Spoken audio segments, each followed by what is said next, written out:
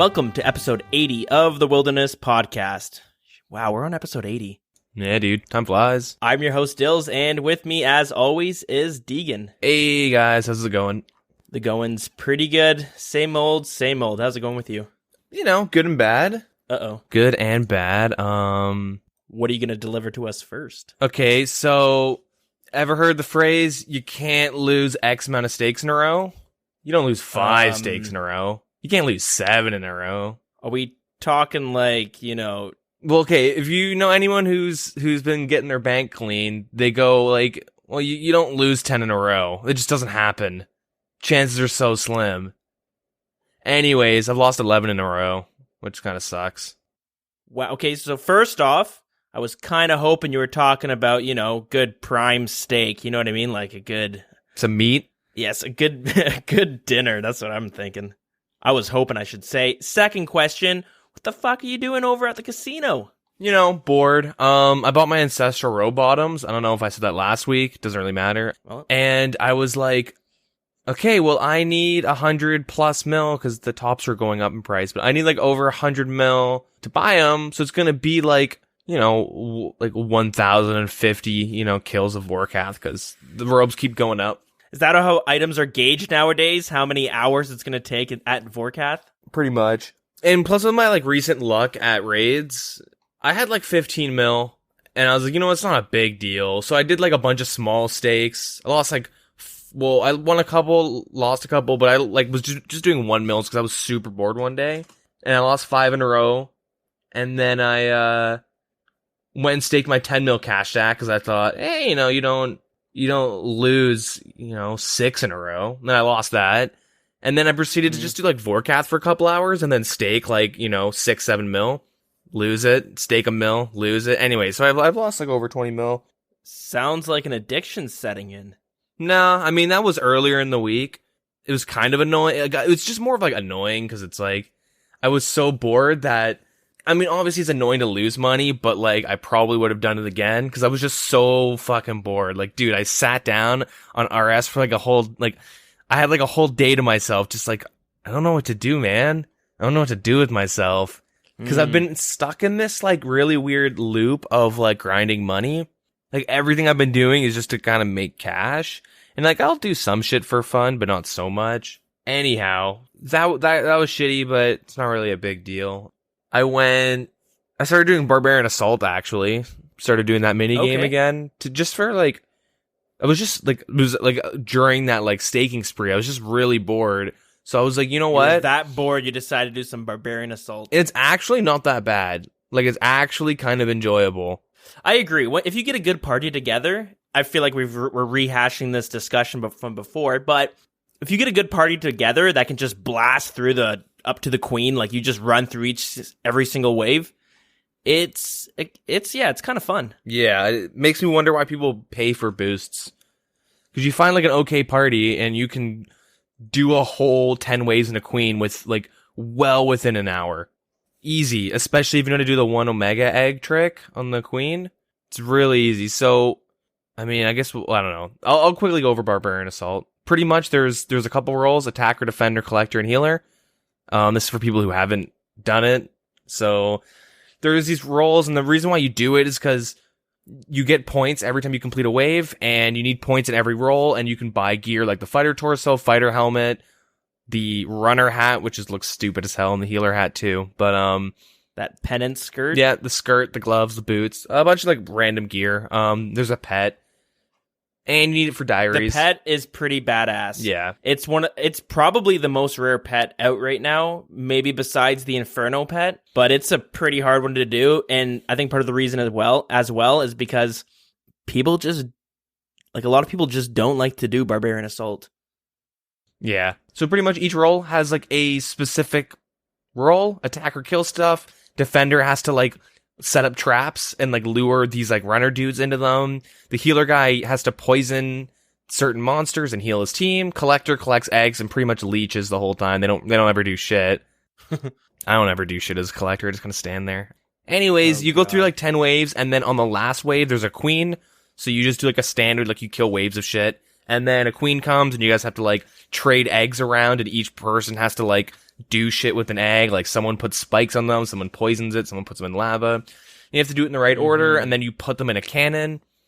There is like a little trick though where you make one egg and you can just insta kill the queen with it. Which is weird because they made it like you can't use chins at a Barbarian Assault, but you can one-shot the queen. So how does that one egg trick work? Everyone, you get the egg and you like poison, dunk it in lava, put spikes on it, you do all the stuff you have to do. Give it back to the collector. So the collector has it and then everyone stands except for the scroller, which is the person who made the party. So whoever has the scroll, they don't do anything, but I don't know why, but yeah. So everyone except for the scroller or the leader and the collector go and stand at the cannon launcher. You tell them ready, and then the collector like walks up to load it in, and you like spam click load, and the people on the cannon spam click fire. And I guess within that tick, it just shoots a barrage of fucking eggs, and it just one shots the queen. Interesting. Yeah, it makes the queen fight makes the queen wave like the fastest wave. Like it's so quick. That being said, like it's actually really fun. I really do enjoy Barbarian Assault, except for when you have like a bunch of low level players, like obby maulers, for instance. I had two obby maulers as our attackers, and I was a healer, and so they both have 1 defense, and they both have like 40 something HP. And in the higher waves, they can get stacked out for like 20 damage easy in like a single hit because they'll all just hit one of them pretty much. Right. Super frustrating. That was the only time I wasn't enjoying it, but got my fighter helmet and stuff, which is nice. And that's pretty cool. Almost have enough for my skirt. I just need to do some defender runs. So what's the skirt for? Is that just Fashionscape? Yeah. I'm gonna get the runner helmet afterwards, which is also Fashionscape. God damn, you're being one of those BA junkies. It's just like okay. There's some more things I did this week, not just complaining, but I liquidated my obby mauler. Are you giving up on him already? Well, like, I technically, he's finished, he's just not maxed. Yeah, okay, fair enough. Over the past, like, couple nights, I would jump into obby mauling CCs, trying to find wrist fights, and then I would jump into Edgeville and try and find normal fights. And, I was actually getting a couple fights, but each night I sat down for like 2 or 3 hours, and I could count the amount of fights I got on one hand. And it's not like at a ridiculous time. It's at like between 6 and 9 Eastern Standard, like a normal time. How picky are you being about the fights? Like, are you only finding one specific person? I'm trying to fight anyone who's either willing to risk close to the same amount as me. So if I'm risking 3 mil, I'd like them to try and risk 3 mil. If I'm risking 200k, I'd like them to risk 200k. Or if they're not risking anything, I'll still risk 100k because I've like upped what I'm wearing. Like I'll wear Fashionscape items to risk 100k unskulled as long as they skull on me. Like you know what I mean? Like I fight a Granite Mall that's risking like 20k. I'll risk you 100k. Just fucking fight me and don't make me skull. Okay. So I'm being like very like against other obby maulers. I'll do whatever kind of fight they want, even unskulled fights if they really want to. It's really hard though because there's not that many people at my level. A lot of them are higher level, so it would take me like 300 hours to max out my obby mauler. Yep. And as of right now, I've had minimal fun time in the edge. It's just me sitting there like, I'm not gonna risk 3 mil against your 20k dude. Okay, I'll skull and then I'll go to Castle Wars. I skull and they Gmaul spec and telly, trying to just like rush me out. Like, okay, that was cool, man. Thanks. Like, just a lot of like, not really frustrations, but like just being bored. Like, I just sit there and I'm like jumping like 4 CCs because like when you're training at Sand Crabs as an obby mauler, you'll know that you'll get random people come up say, "Hey, join our CC, come join our clan." And so like I have a list of, well, I had a list, I deleted them all, but I had a list of a bunch of obby mauling clans. You're just on, you're in like 3 or 4 different clans. They decide to go to war with each other. And you're like, this is going to be a little bit tricky. Well, I would jump in and say I would say anybody looking for some risk fights, this is my level. I'm willing to risk 200k to like 3 mil plus. Like I'm willing to risk whatever. Anybody want to do any fights? And I would just get no responses. And you're like, Okay, that's fair. All right. I had one person say they want to fight me, but they had this super janky account, and they're like 10 levels above me. And I was like, no, you're 10 levels above me. Anyway, so I don't know. I got really annoyed with it. Like, I'm still gonna keep the account. I didn't like just start getting like, prayer up or something stupid. I just went and like threw everything onto my main and then sold it and staked the money and lost. I'm kidding. I'm totally kidding. I didn't do that. I'm totally kidding. I still have the money. And now I'm debating on just making like a max tribrid pure, like a 1 defense pure just for NHing, like deep wildy. Really? Yeah, like, cause I want to like, I go like deep. Like, I did some deep wildy PKing on my main this week, and it was kind of fun. Probably lost like a mil total, which isn't a big deal. It's like 4 deaths with like full mystic type shit. I probably should just get an AGS though and then start PKing, because I would have DDS specking some dude who's got dragon claws and shit. You know what I mean? Big disadvantage. I don't see many people rocking mystics anymore. It seems like a lot of people use Xerix, because like the price difference is pretty big. You're at a Xerix is known loss. as just like the rag gear, where if you're too cheap, you just wear Xerix. Yeah. Mystics is just kind of like you'll typically fight someone who's willing to stick around. Like, if I'm in Xerix and I find someone in Mystics, what I found in my experience was like, either one, they were just way better players than me and I just got fucked. Like, they didn't even like take a sip of a brew, which is fine.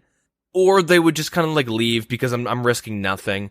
And they even say that, like, you know what I mean? Like, I don't want to fight you. Like, okay.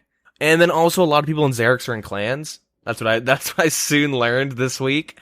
If someone jumps on you in Xerix, you'll just watch like fucking 8 people log in on you, and you're like, oh, okay, shit. And that happened a lot, where typically my fights are someone who's way better than me, or someone logs in with the clan. I got some fights which were like me and another dude that were both really bad, and we're fucking up our switches and like poking each other with DDSs by accident and just like having a good time, and it was fun. I don't know, I think it'd be fun to kind of have a pure just to kind of max out with, and you can find fights really easily at like the Green Dragons as like a max pure, or even as a baby pure too. Like, as a maxed main, you can still find a couple, but it's a lot harder. Okay. So like, I haven't started it yet. I have a couple accounts. I have like 3 or 4 pures I could just turn into them. But I'm not really too sure if I want to do that. Sounds to me like you're stuck in a little bit of a RuneScape rut. A little bit. Trying to figure out a new path to take. Well, I started doing raids again, like some solo raids again. I mean, I've always been doing them, but like I actually sat down for a day and started doing a bunch. Mm-hmm. I did some teeth farming. Got my full farming outfit. Oh, nice. And I got 75 farming now.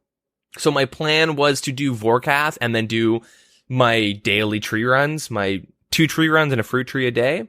Let me bring this up, because I sat down for a little bit and did the math on how much it would cost to do from 75 to 99 farming, doing magic and palm trees, like the best trees I could do.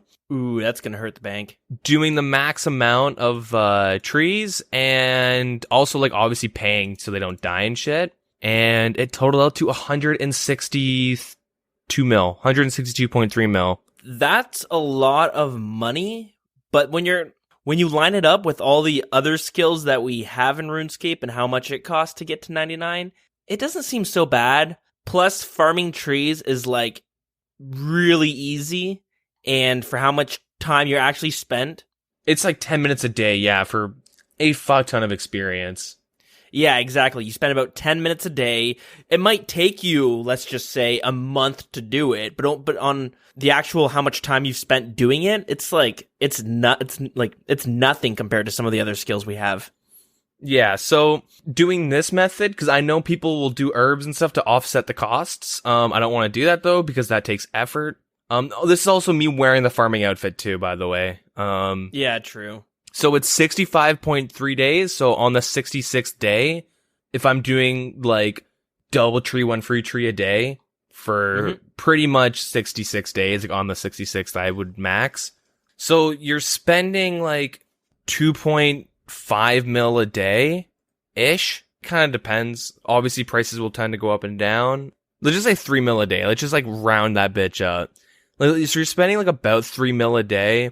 Well, no, 2.5 mil is actually probably it a day on farming. But like, so it's not like it's 163, but it's over the course of 2 months, and that means I have to do at least 1 hour Vorkath a day to make up for it. Here we go, measuring at everything in Vorkath time. Yeah, dude. I mean, like, you know, imagine. Like, you just do one hour of Vorkath a day. You have some extra change left over, so you can go stake it and lose it. You can lose, like, you know, 1 mil a day staking. So it's not too bad. And then, so, like, I got to 75 farming, and I'm like, I really want to get max gear before raids 2. And this, like, is directly, like, it's a lot of money to, like, slow down my gear that I want to get, my goals.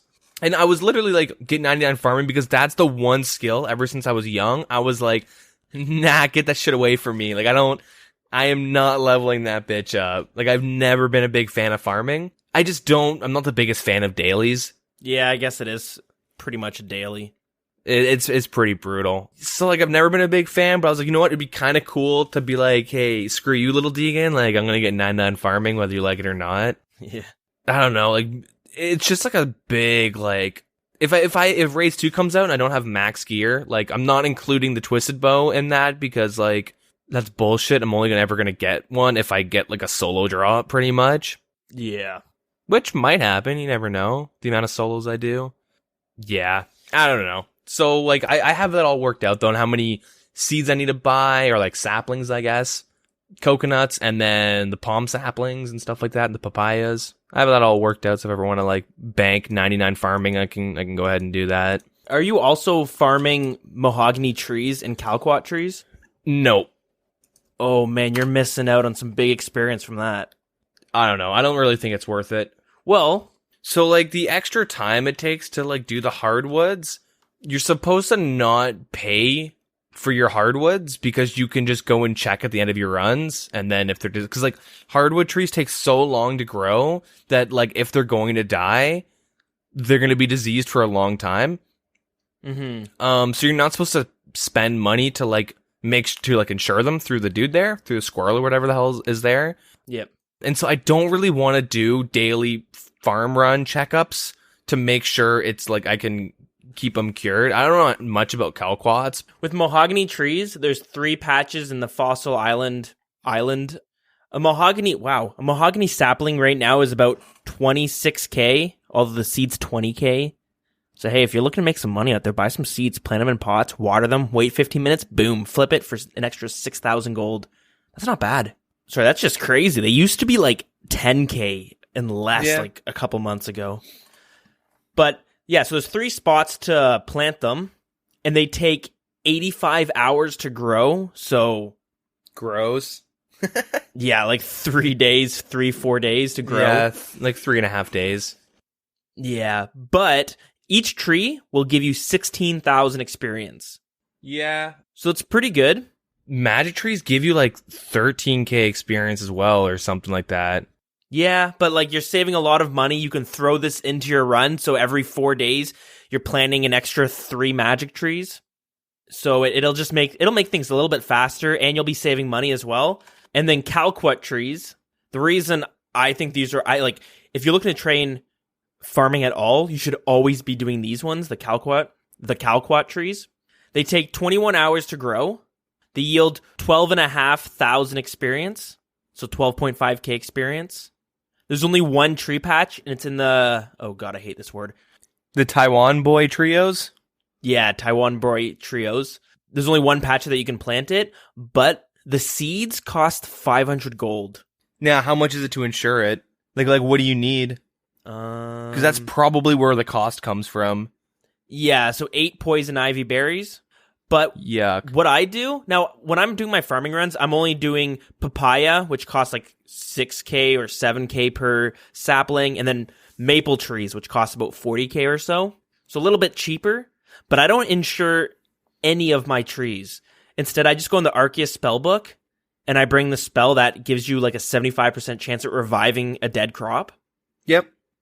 So I do that, and all it does is continue its grow its growth stage from where it first died.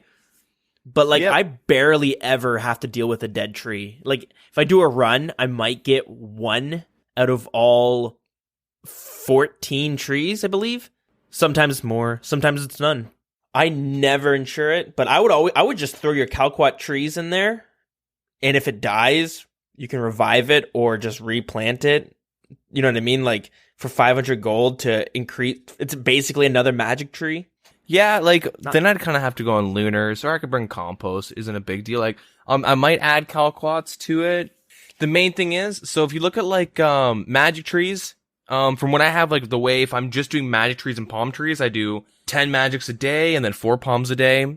The total cost, so, like, for the magic tree, is, like, 136.5 mil, like, rounding up. And then to, like, insure it, it's with coconuts, and that's 3.3 mil, rounding up. Okay. So the main, like, if I'm, like, you know what I mean, like, the main cost obviously is the seeds, so I don't really mind putting in that extra, that's an hour of Vorkath, and I have my insurance banked for magic seeds, you know what I mean? Papayas. Yeah, sure. Sorry, not papayas, palm trees, it's pretty much 21 mil, I'm rounding down, but, 21.1 mil, and then the papayas is, like, 1.5 mil. So, like, insuring it itself, like, isn't actually the big cost. It's the seeds. And I would like to keep it consistent. Yeah, so to insure the Calquats, it's 11.2K per tree. Plus the, like, what is it, the 500 for the seeds. So, it might be worth it for me to do. I just find with the, like, the mahoganies, it's 3.5 days for 3. So you get 6 a week. You'd only be saving, like, a day or 2. On your, like, race to 99, I guess. I guess you'd save some decent money, but it's, like, a lot of extra headache for, like, technically less efficient farming. Well, you know what I mean by that? Yeah, I get what you're saying, although I think I would disagree, because you're just, every 3.5 days, you get an extra 3 magic trees planted in your run. Yeah, but I guess, because if I were to do them, you're not really supposed to insure it because it's a waste, because the ticks are so long in between where, like, so if a tree gets diseased, you have a very big window to go and use, like, to cure it. So you'd kind of still want to check it every single day. And, like, technically, like, if you're being, like, EHP, like, efficient hours played and stuff like that, it's not really worth it. Because the one thing that's really nice about, like, the run I have, I don't even do the fruit tree in Elf Town at the Elf Camp or whatever, Luliad or whatever that place is called. Not yet, because I only have 1 crystal that's uncharged. So once I get elf tasks, maybe I'll get some crystals and add it in, which would speed it up by a couple days. Yeah, jump on that. It's not very hard to get the crystals or to get the crystal charged. As long as, the big problem I have is, I use the last charge of my crystals, and then I go do something else. So getting back to where... So you teleport right to Lilietta, which I think that's what it's called, and the girl who charges it is, like, 2 obstacles away from that little village. She can be in a couple areas, but yeah, you go to, like, there's one that's, like, 2 obstacles away. You can just world hop and find her. Yeah, exactly. There's 2 spots. But the problem is, if you teleport away, it's such a pain in the ass to get back to Lilietta that you may as well just go to the other spawn, which is near Port Tyraz, which a lot of people use Port Tyraz to get to Zulrah. Yeah, if you're not using the agility shortcut or the fairy ring. But it's a pain in the ass because there's a lot of shortcuts you got to go through. And if you've ever been to the elf area, that place fucking sucks to have to navigate through. And I've gone through it a bunch of times, and I have to pull up a map every single time. Yep. It is brutal. Yeah. I mean, once I ever get around to doing this, so once I finish my max gear and stuff, I'm gonna start adding in, like, I want to get, like, 5 or 6 crystals at least before I start doing it, so I can just charge them all up at once, and it's less time. Yep. But the main thing is, like, if you're, like, with the whole EHP mindset, like, efficient hours played and stuff, if you put in, like, 10 minutes a day to doing farm runs and you're getting, like, 180k or something experience out of that time, adding, 4 minutes to, like, check other trees and stuff makes and you're not getting any experience, I guess twice a week you would be. You know what I mean, though? It's just like a lot of extra time for very, very minimum experience. And yeah, another option, which people might not be aware of this one as well. On the Lunar spell book, there's a spell that lets you look at every single farming patch you have to see which ones have been diseased, which ones are complete. I completely forgot about that. So maybe it's actually worth it if you can use that. It probably would be, actually. Like, for me, if they die, oh well. You know what I mean? I just go there once a week. Whenever I feel like doing a farm run, honestly, it's usually when I'm editing the podcast. I'm like, I'm going to do a farm run while I'm doing this because it's kind of AFK and whatever. That's when I do my run through it. I'm not really consistent. I'm just kind of leveling it up very slowly. And if they die, oh well, I'll use my Arceus spell to hopefully revive them. If not, not a big deal. Just plant them and come back next week. Yeah, never really thought about that. It's actually a good idea. So I might add it into my repertoire. Yeah, maybe play around with some things. Yeah. Once you start making some pretty mad progress, you can come back and tell us what you prefer and which ones are good to start doing if you're looking at EHP, which stands, you already said it stands for efficient hours played. A lot of the high-level skilling communities use that, but if you're just a regular player... Yeah, it's just a way to gauge, like, let's say, hey, Deagan has 99 fishing, but so does Dills. Dills got it in 10 hours, Deagan got it in 30, It's like, it's just a way to show that, like, it's the amount of time put in instead of, like, played, I guess. Does that make sense? Like, total played to put into a specific skill? Yeah, whatever. Yeah, and then you have these things where it's like, oh, Deagan took longer to get his fishing, but he was alking and fletching in between all of his bank runs. And somehow doing Slayer. Yeah, somehow did some Slayer. In the end, his efficient hours, worked out to be more, because with EHP, it's not about that one specific skill necessarily. It's more like every skill. Like, a lot of people who use EHP are the people who want to get maxed in every skill. Yeah, as fast as they can. Macro-wise, like, they want to max out their account.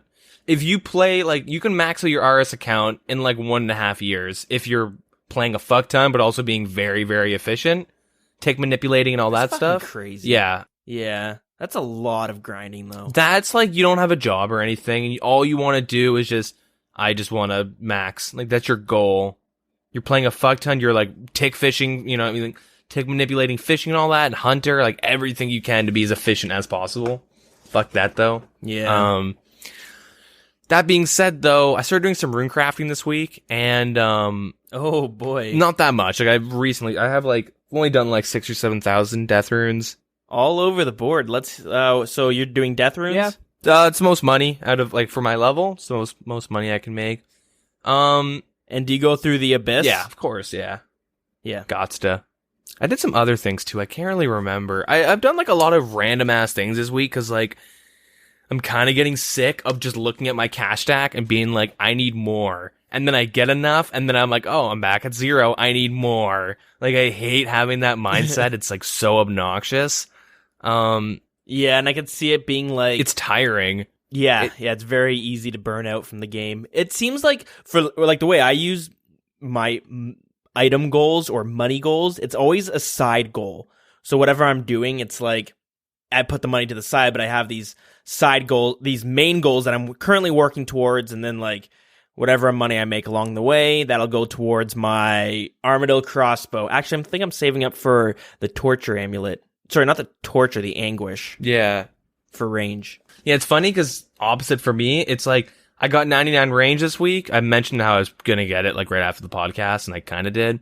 Oh, congrats. Yeah. As you can tell, I don't really care, because it's like, I'd rather talk about farming than, like, 99 range. It's like, I don't really care for skilling too much. When I first started playing, I loved it. Like, I was like, I'm going to go do Family Crest, and then cook lobsters until I can cook shark or swordfish without burning them. You know what I mean? Like, I would, like, try to make as much money as possible cooking. I thought that was fun. Same with fletching. I did, like, for maple longbows, I just did the best longbows I could, and I elked most of them while I did agility and quest. Like, and I thought that was super fun. And then at some point, it was, like, around the time when I started doing raids where it's like, the only skill I need is 90 herblore, and spoilers, if you're doing a lot of solos, you don't fucking need 90 herblore. I'm kind of pissed I have it. I am, but I'm not. It's a lot of money for something I rarely get to use. Why aren't you... Okay, so what do you need 90 Herblore for? For overload pluses. Okay, and why don't you need them? They sound like pretty beneficial. The way I do solo raids, I mean, I've been playing with my inventory for solo raids quite a bit because I got to start learning how to run the hand now. I'm like 130 kills plus in the raids, and I can't run the hand. Okay, for us non-raiders, what the hell does that mean? Don't worry about it. No, I'm kidding. So when you do he, of course, because it's RuneScape, he's a super weird boss, and like the sense that like he has a specific attack pattern where he like does 2 attacks, does like a special move, does nothing, and then does attacks. Like he has this like, I don't think that's the exact order, but he has this weird set of orders of like how he does his attacks and stuff. Okay. And you can make it so he doesn't, like every time he turns his head, it can count as like an attack or a special attack. So you can run between specific squares and attack his hands. It's like you run the head or run the hands. Run between specific spots and you attack him. And you kind of force him to move his head as much as possible. And if you do it correctly, he like will hit you with the odd special attack. But it makes it so you don't have to suicide in solo raids. You can just, you know, fill up your inventory with what you need and then you go in and do it. But you have to bring 3 to 4 stamina potions to actually do it. Oh, okay. Which means I can't bring as much gear as I'd like to. Pretty much right now, I just bring max gear and I have like space for like 6 potions. Like I have like no space. I mean, I'm kind of phasing myself into learning how to do that just so I can not lose like 6,000 to 8,000 points per raid because I have to suicide inventory. So I have like potions and stuff in the raid. Gotcha. Don't know how the hell I started talking about this. I really don't. Overloads, because you said Herblore was useless? Yeah. So when I'm doing solo raids, I scout specific boss rooms, and one of them's being the one is Mutadiles. He's like one of the main ones. Yep. And when you kill Mutadiles, they drop overloads pluses. Oh. So I don't even make them. But I guess in group raids and stuff, it does help. But fair enough. Anyways, the main thing I was going to get at is that since like the new year, my main goals have been get money, disregard women, acquire currency. Like that's all I've been doing. So I kind of want to just like start skilling again, just for no reason. I'm kind of getting to that point. I'm like 5 levels from 2K total. Nice. You can go and give us the update on how laggy those worlds still are. I've heard people say they're bad and good, so I can, you know, give you an official. I mean, I could probably just start doing Winter Todd by the end of this podcast. I'd have those 5 levels. What level is your farming or fire making? 67, and I am. Holy shit! You could get that by the end of this recording. You know, I'm like 2K experience away from 68, but I've gotten that whole level almost entirely through raids. Nice. So I kind of want to keep that up. I just want to push that. Yeah, like I said, one of my main goals. Oh yeah, I probably should give you an update. Artie Knights. I'm at 90 thieving now. Oh, true. That's just you trying to abuse that before they nerf it, right? You have no actual goal in that skill department. 91, so I can start doing Pyramid Plunder for when it gets nerfed. But I'd like to maybe just get 99. Shit, look at that. But I was gonna say one of my goals was 99 Hunter. This is why I'm like talking about this. Anyways, I would like to get a Din's Bulwark before I start doing Hunter, and that's like 80-ish mil from 73 to 99 through Black Chins. Oh, that's how much money you make. I thought you were saying the Din's Bulwark was 80 mil. I'm like... No, yeah, I worded that poorly. Din's Bulwark is like 16 mil. I should have been able to buy it, but I started staking and I can't buy it. So I said, fuck it, I might as well just do rune crafting to like 77. I might go for 77 or 75 because then I have blood runes, which is a nice AFK way to get some rune crafting experience. So I've been told.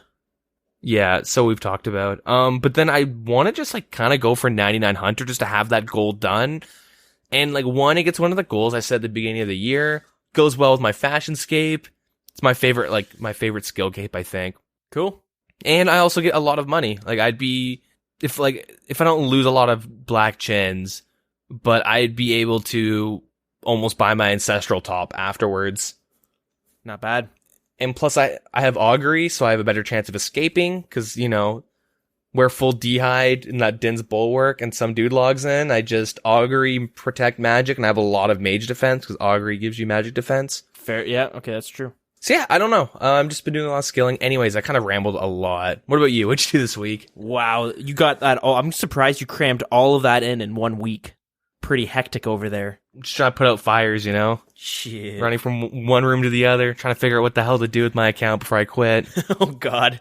Yeah, what'd you do this week? All right, so my week, kind of the opposite of yours. So I said last week I was working on fishing. I need to get 82 in order to do this master clue, which consists of me fishing an angler fish. Yeah. And I also need the full trawler outfit. So boom, I got the full trawler outfit. Luckily it didn't take me like 50 hours because I hear horror stories of that one. So I got that one fairly quickly compared to some other people. And back to fishing monkfish. I think I was at 77 last week, and I am currently at 94. Yeah, imagine. No, I'm currently at level 80.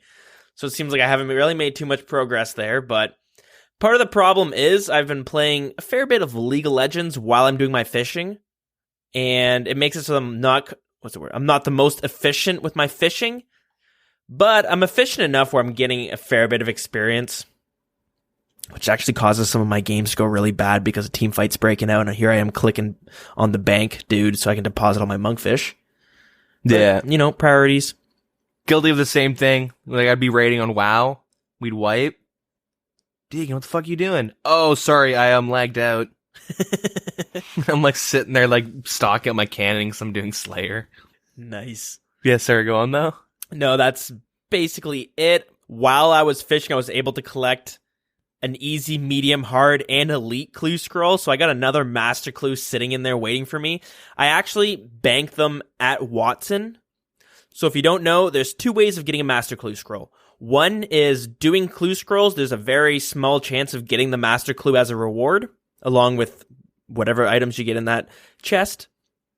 The other way is you turn in one of every single clue scroll into this guy named Watson on Zaya, and he'll give you a master clue scroll. So you can only have one clue scroll at a time, one of one kind. Since I have the master clue scroll in my bank, I'm able to turn in all 4 of those clue scrolls into Watson, and he'll hold on to a master clue scroll until I complete this one. So what that also means is, while I continue fishing, potentially I could get another master clue scroll prepped as well. So you're kind of able to have 3 master clue scrolls. Yeah. I know some people, what they'll do is, if they're like grinding master clue specifically, is they get the casket from their master clue, have their clue going, and then have one banked at Watson. But yeah, you can have like 3 going at the same time, which is I guess 3 stocked up, I guess, which is pretty neat. Yeah, exactly. Sounds pretty disgusting though. That's what I'm doing right now. I did a little bit of corpo with some people from the CC. I believe you were there as well. Yeah. Nothing to show from that. I did some bandos again with some people from the clan chat. And again, nothing to show from that. Mm-hmm. Although we did I did some bandos with my buddy as well. Oh, yeah? Let me guess. With nothing. Oh, okay, I was going to say 3 pets. Nothing. We did get a God Sword shard from one of the minions, which is like 1 in 16,000. Yeah. But it's only worth like 150k, so RNG got spent on that. And I mean, there are 3 of them, so it's kind of like each, bandos kill, they totaled like a 1 in 5k. Yeah. But still, the regular pieces are like 1 in 300 or something like that. Yeah, okay, that's true. So, from the regular pieces from Bandos himself. But besides that, did a little bit of Cerberus in between my fishing trips. But still got like 30 kills to go. So I'm slowly plugging away at that. Normally when I'm kill Cerberus, I have Zamaraki and Hasta, and then I use a Ceradoman God Sword to spec. And you want to use a weapon that crushes because he's weak to crush. So I decided to sell my Hasta and my Zamorak Spear, and I had like 10 mil cash in my bank, and I bought a bludgeon to see how that one worked. I couldn't tell if it was slower or faster. It felt slower, though.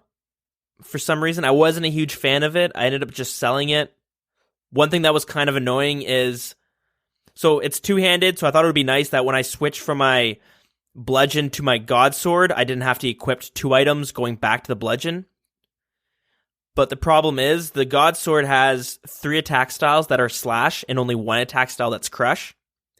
When you're with the bludgeon and you switch to the Saradomin god sword, it'll every single time it'll put it to one of the slash attack styles. So you got to quickly switch it. Whereas with the Hasta, when you switch to the god sword, it's already on the crush style because there's 4 options, whereas the bludgeon has 3 options. Okay. So it was kind of a pain in the ass. Plus, it didn't feel much faster. So I swapped that one out. Went back to the Hasta. Have you been bringing like baskets of strawberries and whatnot? No. What for? Well, for Cerberus, it just makes it so you can last longer. Because like the bludgeon is like the weapon you should be using. Okay. Typically, for Cerberus is best in slot for Cerberus. And then people will bring the spectral shield. I mean, that's a lot to bring, but if you have it or if you don't. No, I don't. There's a guy named Jacobs. This is pretty relevant, I guess. He broke 50,000 Cerberus kills this week. Damn. And so his setup is full Bandos with his Slayer helmet, obviously, his boots, his Torture. I'm assuming Zerker ring. I don't know what ring. Inferno Cape, but let's not pretend that's a thing. He has a bludgeon. He brings a whip and a defender, and I don't know why exactly. Maybe just if it's down to like 1 HP, quickly finish him off. But then he also brings a spectral too to swap in. But he uses a decent amount of strawberries. Okay. Like baskets of strawberries, because at max HP, the strawberries heal you for 33 per basket. Yep. And he's able to get like 15 kills a trip with this setup. Wow, that's pretty good. Yeah. So, I mean, if you can one day save up for the Spectral, really extend those trips. Yeah, right now I don't have that cash, so that's why I thought the bludgeon would be alright. Maybe I'll give it a go again. Maybe there's something I'm not doing properly. But also, I found it was just a pain in the ass to switch to my Sarah God Sword and have to click to a different attack style and then switch back to the bludgeon. It's just... Yeah. It's kind of tedious to do, so... Yeah. I mean, with the bludgeon, if you want to put in the work, you can attack and then walk under him. And then until you attack again, so you're taking a lot less damage. Yeah, fair enough. That's a very common strategy if you're bringing the bludgeon. Maybe I'll have to play around with it. But one thing I thought was interesting was the actual spec that it had. I never see anybody use it, but it was kind of cool. It seems pretty unique. Thought I'd quickly bring it up. It's called Penance. It increases damage dealt by 0.5% for every prayer point that the wielder is missing, consuming 50% of the special attack energy. Sounds kind of cool. Wait, what does it do? You just do more damage, less prayer you have? Yeah, the more prayer you've used, the more damage you're going to hit when you use it. It's kind of interesting. I never see anybody use it. Maybe I'll do some research on it next week and come back with if it's good or not. Yeah. I know with this specific guy, that broke 50k kill count, he uses a DDS for his spec. That's interesting. Apparently it's like the shit. There's also a crush option with it, so that makes a lot of sense. Really? But now I think about it, yeah. Have you never seen the crush attack? You like swing it, you like haymaker with it in your hand. It looks super weird. I thought that was like a slash or a stat. Like I'd assume it would have a slash. Wait, am I getting that confused with another? I swear to God, I had a crush thing. Maybe I'm wrong. Right I hope I'm wrong, actually, because that'd be stupid. No, it has 3 stabs, 1 slash. Okay, so I'm getting that confused with the slash. But I was going to say, now I'm thinking about it, the basket of strawberries, you can probably eat with them. It's probably another really good use. Oh boy, that's a whole nother mechanic I gotta learn how to do. Because you know how, like, I think you said you like to take 2 hits from, like, 2 hits on your prayer when he does the Aru, and then I would take one you get hit by. And then 2 to prayer. Yeah, 2 on your prayer, 1 on your health. Yeah, although recently, I just bring a bunch more super restore potions, and I just tank them all. Yeah. So it does make the trips last longer. I think beforehand, I was doing it because it was costing me a lot of money, but since I have 75 prayer, it's a lot easier to stay above 60 prayer. Yep. Which is what you want to do. Since he sends these ghosts out, each one of them hits you for, if you're praying against it, it'll hit you for 30 prayer. or 30 damage if you're not praying against it. So if you have 70, a lot of the times you're going to be drinking a potion and you're going to be losing a bunch of prayer from it, where like it's going to go way over the 70 mark. But with 75, it's a lot easier. Anyways, yeah. Mm-hmm. But yeah, one other thing I want to note about the bludgeon is every attack style trains strength. Every single one of them? Yeah, all 3 of them. They're all strength training. That's kind of cool. Yeah, I couldn't really figure out why you can only train strength with it. There's obviously a reason. Maybe it would be super overpowered to train defense or something. I'm not too sure, but I couldn't find a reason why.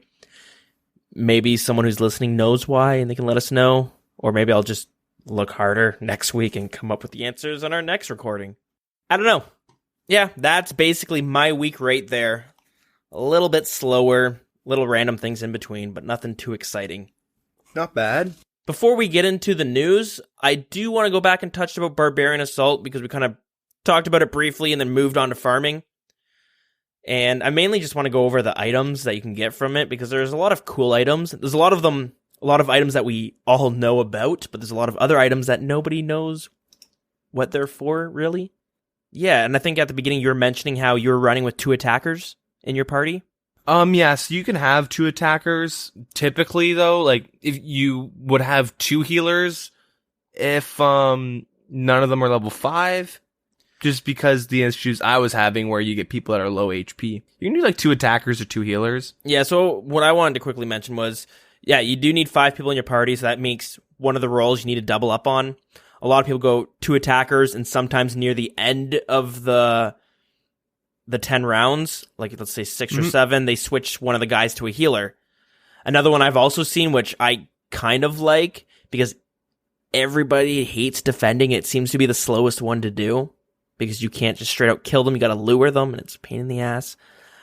But I've seen people run with 2 collectors, where they just load up on the eggs, and they just fire the cannon off and kill the runners as fast as possible to make the defender's job a little bit easier, and it makes the runs a little bit faster as well. I mean, if the defender knows what they're doing, they're typically done first. Well, that's something I've not encountered myself. It seems to be, and at least I know it's my least favorite role to do in that game. Yeah, I think a lot of people go, defender sucks, and then they just jump in and drop food everywhere and go, this sucks. And then, like, they're holding up the whole team. Like, what the fuck, dude? You're like, I'm sorry, this just sucks. Like, you can YouTube a guide that's like 6, like, Lord Shane has one. He's got one, and it's like 6 minutes, and it, like, you listen to it or watch it, like, oh, that's how you do defender. And then you do, like, a run where you're just kind of figuring it out, like, putting it into use to practice. Maybe rewatch it afterwards. Like, okay, I got this. And then defender becomes, like, really easy, where it's like you stack up, like, 6 runners and you just watch them all die at once, and you're like, oh yeah, that feels good. Okay, fair enough. I'll have to maybe check it out. So what's interesting is there's a community that does a lot of Barbarian Assault, and there's like speed run competitions almost. There's records that get set, and people are always trying to beat those records. It's kind of cool. Yeah. Little fun fact there. But anyways, the items. What everybody is basically grinding Barbarian Assault to do. So the first one we're going to talk about quickly is the Fighter Torso or the Penance Torso. It's the most common thing people are grinding for. You need 40 defense to wield it. And the reason people are usually grinding for this is because the defense stats are a little bit less than Rune Plate, but the Torso gives you +4 to strength. So you're going to be killing shit a lot faster with it. The equivalent, like the strength bonus is equivalent to the Bando's chest plate, I believe. Is it really? Bando's chest plate, the only thing it adds is obviously way better defensives, and you get 1 prayer. Oh, interesting. I did not know that. But yeah, the Fire Torso, you're getting the same DPS usage, I guess, as a BC or as a Bando's chest plate. So, interesting. Yeah. So yeah, it's pretty useful to get once you get 40 defense. Start putting that in your sights for a goal, because it's pretty good. A lot of people bring it to go PKing. Yeah. Just don't bring it past 20 because you're going to lose it. But I was going to say... Yeah, you lose it permanently. I got 45 defense. This is like when I was a Zerker pure for a little bit. But I used that Torso up until like November-ish, maybe, whenever I bought my BCP. Like, I used it for the majority, like, I maxed my account out, and near the end of me maxing my combats, I was able to, like, alright, fuck it, I'll buy a BCP. Because you get the same DPS output as, like, Thanos chestplate. So the torso can, like, you can get it at, like, in the early game or the early stages of your account, and you can actually use it to, like, the very end stages where maybe some tasks, if you don't want to use prayer and stuff, you would bring, like, Torags, but typically I just used that up until I had enough to buy Thanos chestplate and be like, I'll actually just buy something for the defensive stats now, fuck it. Yeah, so it's very good. I forgot that it's as strong offensively as the Bandos. But anyways, if you die in lower than 20 wilderness, it'll cost you 50k to repair it. And also, if you're someone who hates questing, and you don't want to do Dragon Slayer 1 to get the rune plate, you can bust this bad boy out instead. Anyways, we'll move on to the fighter hat, which is, I believe, is the other item that you were grinding out, or you did get, right? Yep. So this item is comparable to the warrior helmet that you get from the Fremennik Trials quest. So the warrior helmet is basically an offensive hat that gives you no strength bonus, but it gives you accuracy. So the difference between the warrior helmet and the fighter hat is the warrior helmet gives you a +5 to slash, where the fighter hat gives you a +5 to stab, crush, and then slash. Yep. So it is a little bit better for that. If you die in below level 20 wilderness, it will cost you 45k to repair it. Next is the healer hat. So besides the fact that it looks pretty ridiculous, it requires 45 defense to wield, and it is comparable to the Farseer helmet, which is the magic helmet from Fremennik Trials. They both offer +6 to magic attack, but the healer hat has a +1 to magic defense, but it has 2 less defense to the melee defense. If you die under level 20 wilderness, it costs 45,000 to repair it. Next is the runner helmet. The runner helmet takes 45 defense to wield. It's basically as good as a rune full helmet, but it gives you a +1 to magic defense, and you don't lose any magic or ranged offense when wielding it, whereas the rune helmet you do. So if you want to make a ranged tank or something, this thing is a little bit better than the rune full helmet.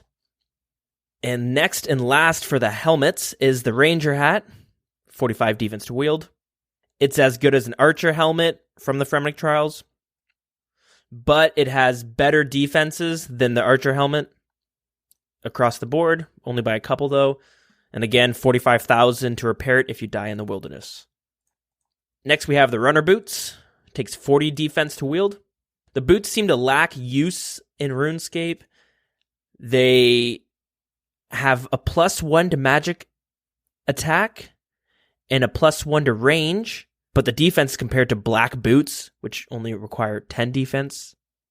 But if you're looking at it just for its offensive stats, so that one seems a little bit of an odd one out compared to the other ones we've seen. Next, we have the Penance Gloves. Takes 40 defense to wear. It is one of the 2 only weight-reducing gloves in the game. The second one is the Graceful Gloves. But the difference is the Graceful Gloves give you a -3 weight, whereas the Penance Gloves give you -4.5. So you get more weight reduction with the Penance Gloves, but if you have the full Graceful set, then you get more overall weight reduced. And lastly, we have the Penance Skirt. It takes 60 range and 40 defense to wear. They are comparable to the red Dragonhide chaps. It has less defense than the chaps, but it has 1 more ranged attack bonus. If you die in under 20 wilderness, it costs 20,000 to repair them. So yeah, those are all the penance items. The last thing I wanted to add about this armor is it's kind of interesting. Not sure if it would fit in old school RuneScape, but in RuneScape 3, if you have the full set, your prayer points will increase automatically at a rate of 30 points per minute. That's pretty busted. What the hell? Well, I mean, RuneScape 3 is at a different era, but yeah, I guess. What do you think about a full penance set having like a set effect. I don't know. I don't really think it's super necessary because all the pieces of equipment are pretty shit. Yeah. So you kind of have to change them. Like the boots, the gloves are completely useless now that Graceful's a thing. Mm-hmm. The boots just never really been that good. Yeah. I don't know. The sticker, like a lot of it's just for like silly fashionscape type stuff.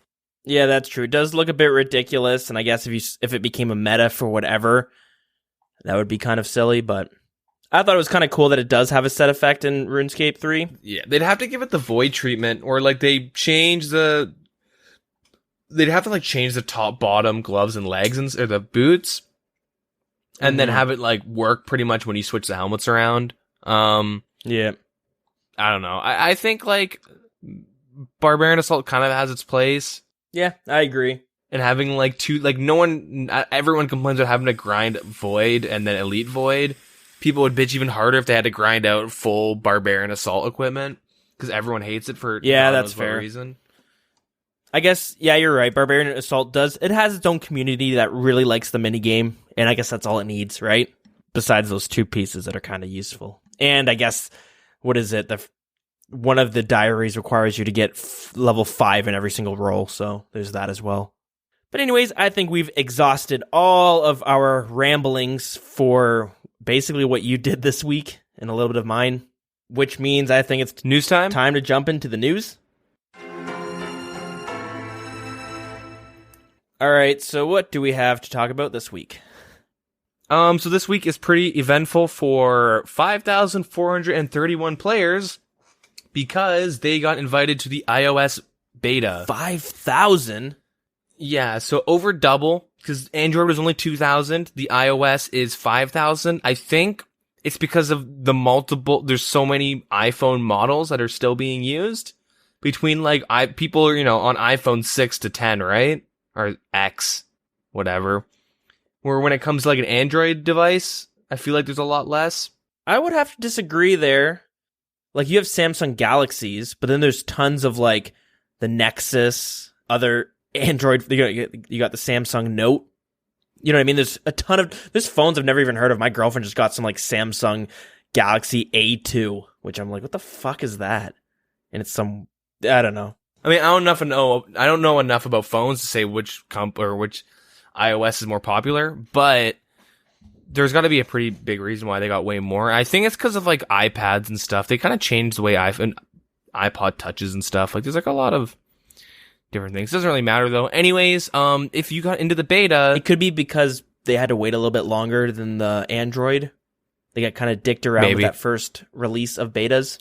So yeah, that's why. Doesn't really matter though because none of us have iOSs. So yeah, if you got in, you would have got an email and more importantly a message on your account, and the account will give you like a security code that's 16 digits long, and you need test flight to access the Oldschool mobile. I don't know what the fuck that is. I'm assuming it's an app. I don't really know.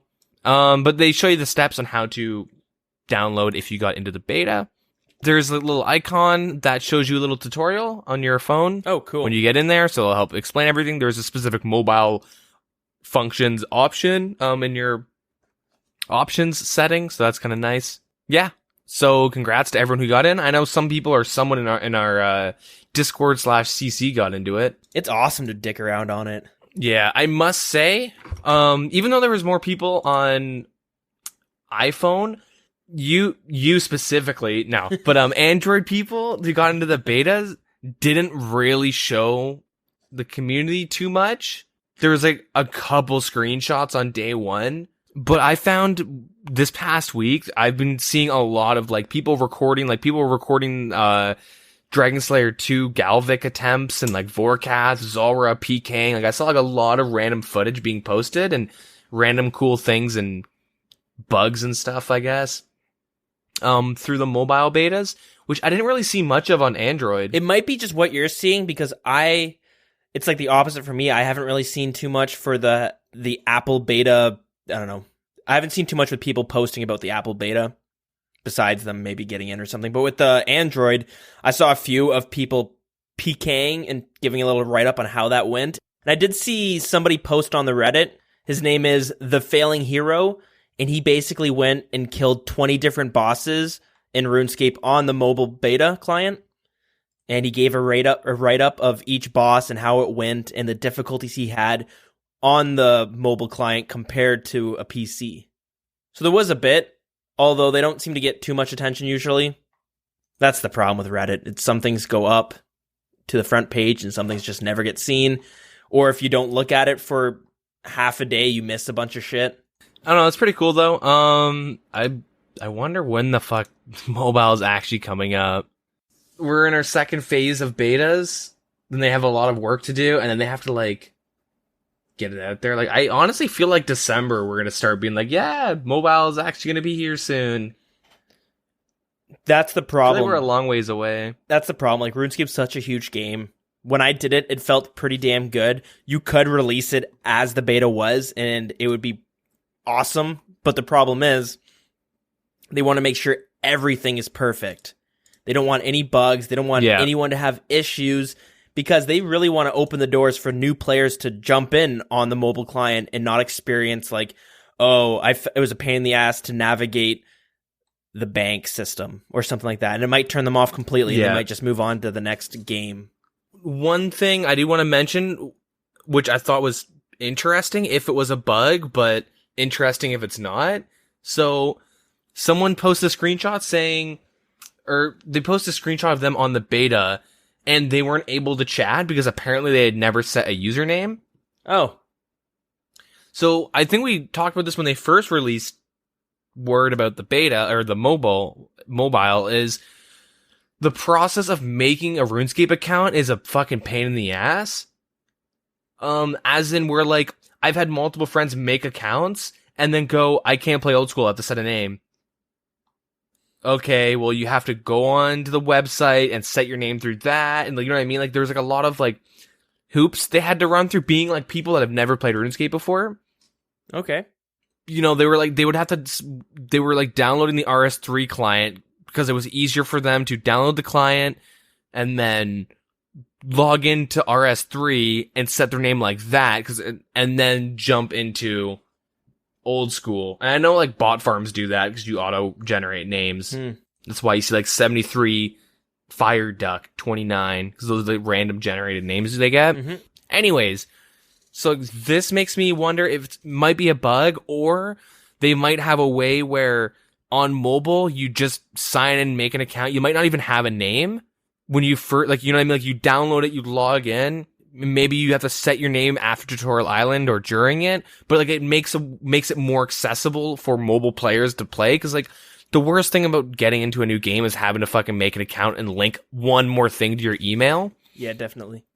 And one thing I've noticed, going back to like the multiple friends I get to try out RuneScape, almost all of them have been hacked. Yeah. And it's because they use an email they've used for everything, and they use a password they use for everything. And there is some fuck who like looks at someone's name, or like is just trying every fucking email and password. Like, they have some sort of automated program, because it's super weird. They get hacked within a week. Their account gets botted and phishing. They get like around 50 plus phishing. They get 100k plus worth of swordfish, and they're banned. And then it takes them a month to unban and get back into the game. And sometimes it makes you wonder, like, it's not like your account is a super prestiged account. You don't have a shit ton of money sitting in your bank, or you don't have really high skills that somebody could hack and take advantage of. I talked about it before. I had a friend that plays this game, and then I hadn't seen him on for months. And then one day I saw him pop on, so I sent him a message. I think I sent him a text message being like, hey man, you're playing RuneScape again? You're like, or did you get hacked or something? Because I saw you were logged in this weekend, but you didn't respond, and you played a lot. And he was like, no, I haven't played it in months. So he jumped on his account, and he had like 3 mil worth of cannonballs.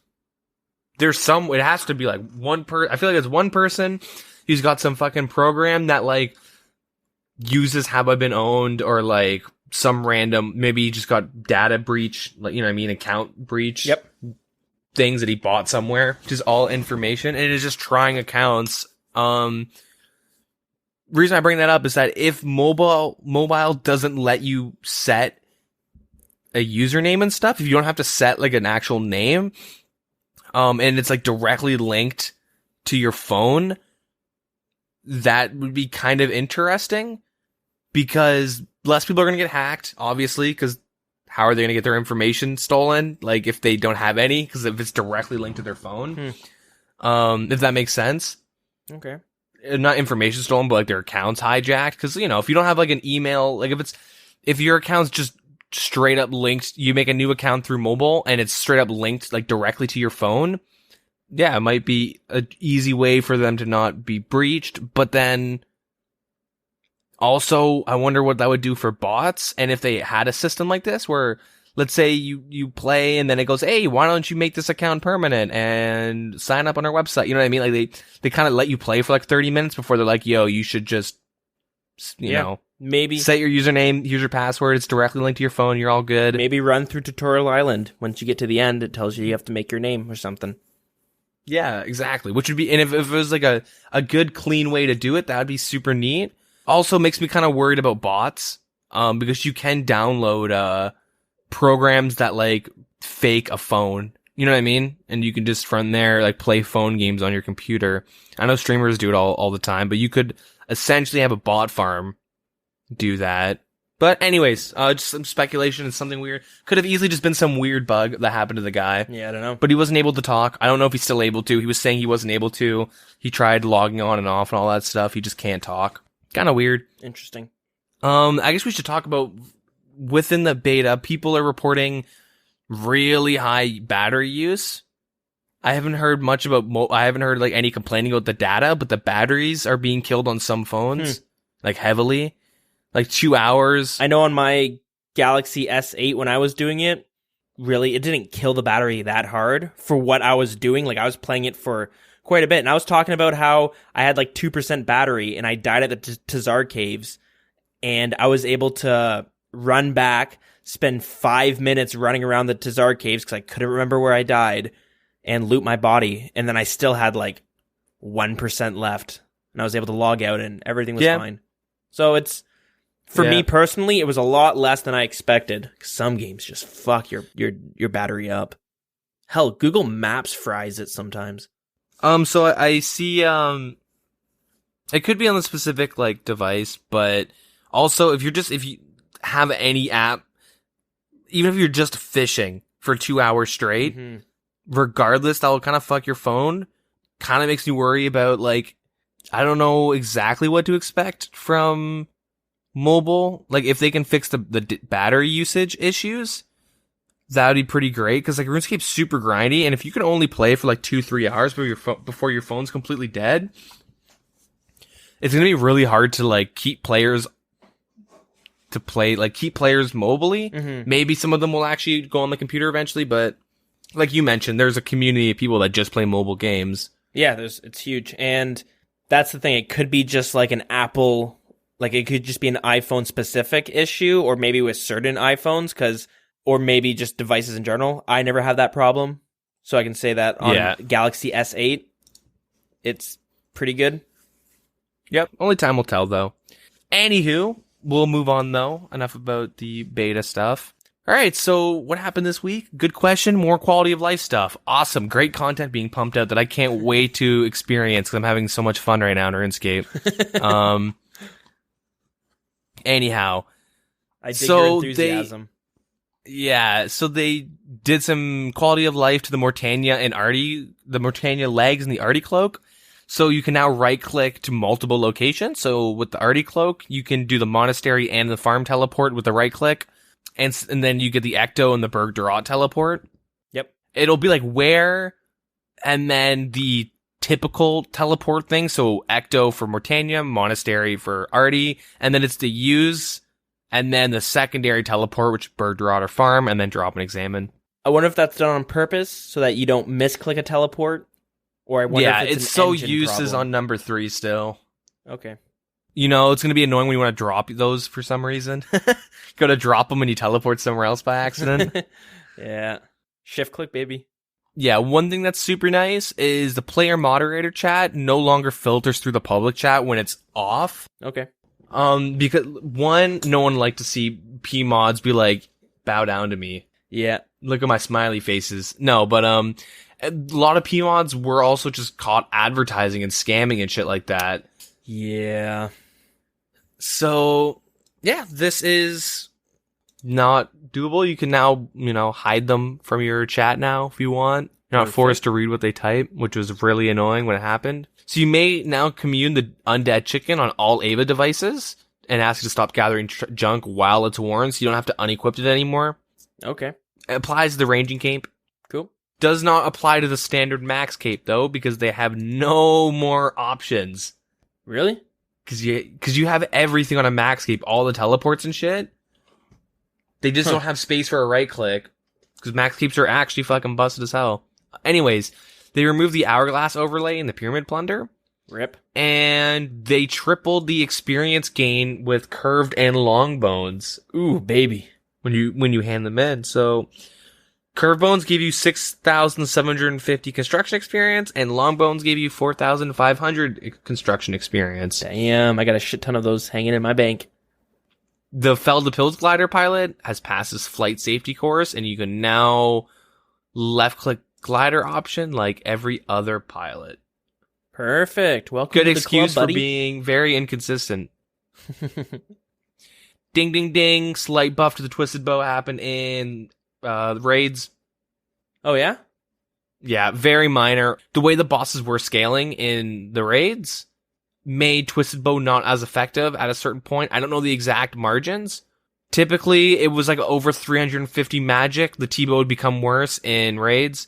And it honestly affects like 1.1% of the player base. But yeah, they have fixed it, so it will now calculate, work well. Work as intended.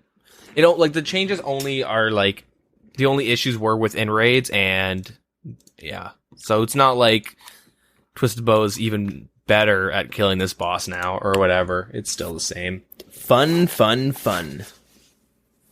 Now, I guess we gotta talk about something that's controversial for God knows what reason. Yeah, I think I know what you're gonna be talking about. Yeah, so June 4th, there will be a price increase in membership. Ooh. If you've been unsubbed for 14 days at this point, you will have to pay the new fee. Here's the main thing I'm gonna mention. If you are currently subbed, you're not paying more. Yep. You're still paying the same. There's been people who have been subbed since 2005, and they're still paying that $5 or whatever it is a month. Yeah. For the membership, so yeah. So don't worry. It's all good. Everyone's freaking out about this on the subreddits and whatnot. Not that big of a deal. It's just $1. You could go walk outside of like a Tim Hortons and look at the ground near the window in the drive-thru and probably find a couple bucks there and change that people have just dropped. Yeah, it seems like if it's that much of an issue. I think the bigger issue is more of the principle on it. Yeah, the issue is that customer support is really shit in this game. That was the one point I saw a lot, is that like new players, like a new Canadian player will be paying $12 a month. A new American player, $11 a month. And the support is like that. Oh, you got hacked? Oh. Hopefully you can get some traction on Twitter or Reddit. Yep. They have like a really shitty support team, I guess. Yeah. Not shitty, but small. Not that they're bad, it's that they're limited with manpower. Yeah. And people were saying they want to be able to call in. Good luck with that. Maybe once Jagex has like a million player base, he'll have that. But it's a very tough one, because you look at other games, World of Warcraft is a common game that gets compared to RuneScape, or RuneScape gets compared to it. With Blizzard, you are able to call in. You're able to send in, support mail on the website, and it, it becomes a ticket, but it gets checked pretty fast, or will tell you how long it'll take to get checked. Yeah, I know personally, my account was hacked at one point, and I hadn't played for a while, and they ended up locking the account, and I called in to get it. They required me to take a picture of my driver's license and send it to them. So they're super careful about your account getting hacked and stuff like that. If you lose all of your items, it's a completely different game. This could never happen in old school RuneScape, but they restore a bunch of your items and stuff like that. Or there are times where if you send in a support ticket, you're playing World of Warcraft, you'll get a Blizzard employee will message you in game while you're playing. like the main reason why RuneScape will never have this type of support is, well, first of all, you pay like $15 a month for WoW. Yeah, okay, exactly. Or at least I believe, well, we do as Canadians. I think it's $15 a month, and on top of that, you're spending between like $60 to $80 every 2 years on a new expansion. Yep. Plus, this company has made StarCraft 1 and 2, Diablo 1 through 3, now Hearthstone. You know what I mean? They have a countless... Heroes of the Storm. We'll leave that one out. But they have tons of games that they have been extremely successful on. And Activision owns them. And Activision is like one of the fucking oldest gaming companies and most successful. They have a lot of money. RuneScape got bought by some Chinese like mining companies that like is being viewed for fraud and shit like that. Like there's some shit going on with Jagex right now. Yeah, that, where like, Jagex has games like RuneScape Chronicles, which sad to see that one fail. It had bunch of the Fun Orb games that ended up getting closed. They had Stellar Dawn, which if you're if you're a veteran old school RuneScape player, or a veteran RuneScape player, you're probably familiar with a game called Mechscape that was in development, which is supposed to be like a futuristic RuneScape game. Anyways, that thing tanked after they pumped a lot of money into it. So Jagex is kind of on a different spectrum than Blizzard, where Blizzard has a lot of successful games. Jagex has RuneScape. Has RuneScape 3 and old school RuneScape. Yeah. Whereas the rest kind of failed.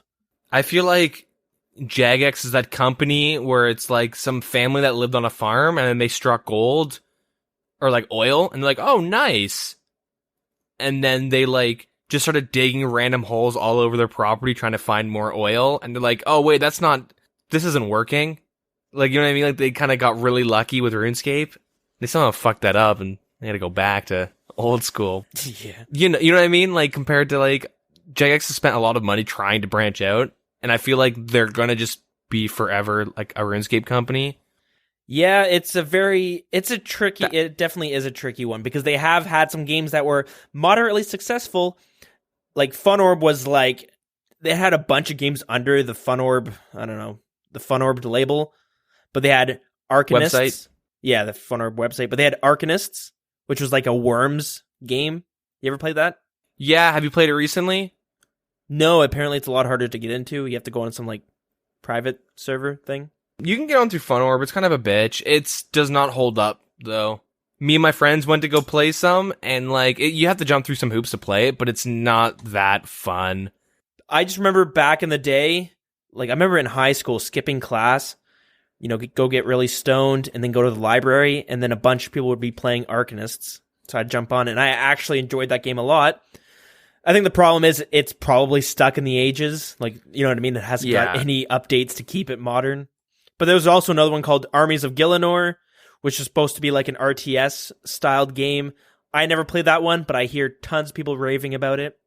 Yeah, I think the main thing is that the only thing RuneScape has to do to try and cash in on like cash cows is make a movie.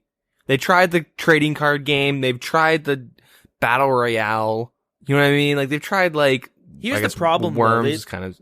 It's like they were afraid to commit fully because the RuneScape Chronicle, the card game, which was like an online card game similar to Hearthstone, it was a much different style of card game. I played it for like a week or two, and I was like, "This is awesome. This is a really cool game." But they just didn't put as much effort into it, so eventually it got closed because I guess they weren't updating it as much. Wait, did they shut it down? Yeah, it got shut down. You can't play RuneScape Chronicle no more. Are you serious? I have it on my Steam list still. Maybe try it out afterwards? Or do you want to try it now, maybe? No, you're probably right, but because there's times where I see it and I'm like, man, I swear to God I had it on my Steam list.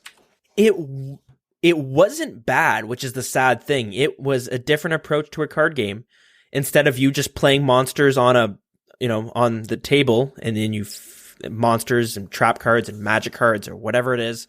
Basically, with this one, you had two, like your character and your opponent's character would go on like a path that would face off against these cards that you've placed down. So you'd have to place these cards against your opponent. And then you'd place like a goblin, and he would have to fight the goblin. Then he'd move to the next one. It would be like a trap. You know what I mean? Things like that. So it was like you were trying to make It was just different. I'm having a hard time explaining it. If this sounds kind of interesting to you and you want to wish you could play it at the time and you're going to be sad that you can't play it now, there's a YouTuber named Total Biscuit. He does kind of a quick review of RuneScape Chronicles.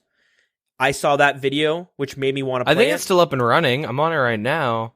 I just opened it up because like it would have been taken off my Steam list. Don't really want to jump into a multiplayer game, but... Are you able to play it? I can try. Let's see. Yeah, I have an opponent right now. It still works. Oh, okay. Sorry. I guess they just shut down the team that was. It's probably not being supported. It's probably got the RuneScape Classic like approach where it's just unmoderated. They just have it, sitting there.